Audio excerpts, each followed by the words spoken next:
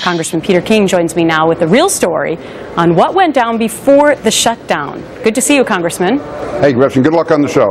Thank you so much.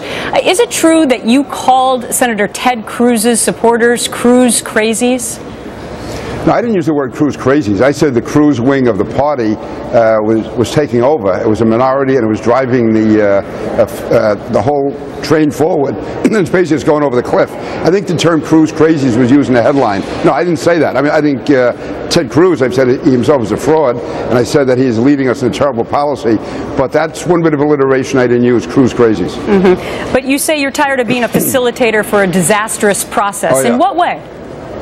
Because this makes no sense. There's no end to this. Ted Cruz went around this summer and was sending out robocalls and advertising himself, saying that if the House voted to defund Obamacare, that would end Obamacare. Well, we did it. He failed in the Senate. He knew he was going to fail. The votes were never there. Now it's back in the House. It goes back to the Senate. It's back to us again. The fact is Obamacare is not going to be defunded. He knew that all along. He sold a false bill of goods, and he got an element in our party, in the House side, to go along with him. This was not what the leadership wanted. This was not what the Speaker wanted, not what the Majority Leader wanted, but he was able to get 30 or 40 people to threaten to vote against the party unless they went his way. Right. So in effect, he's hijacked our party. So you say he's hijacked the party, although there are many people in the party who, quite frankly, are siding with him, and they're mad at you.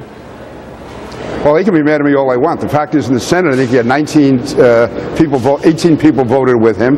And I can tell you, in the House of Representatives right now, if we had a secret ballot, clearly a majority of House Republicans would vote to reopen the government, and they would vote against Ted Cruz. I can tell you the anger on the floor is there. But the fact is, they're boxed in. They're in districts where they're afraid of primaries, which I understand that. These are red seat districts. Right. And they are concerned that they... Yeah. You're saying, Congressman, that if in fact the votes were not public, that last night the vote would not have gone as it did, because you took Speaker Boehner aside and you tried to woo some 25 other Republicans to come to you and have a different outcome, correct? Absolutely. We would have got a lot more than that. Yeah. Go ahead.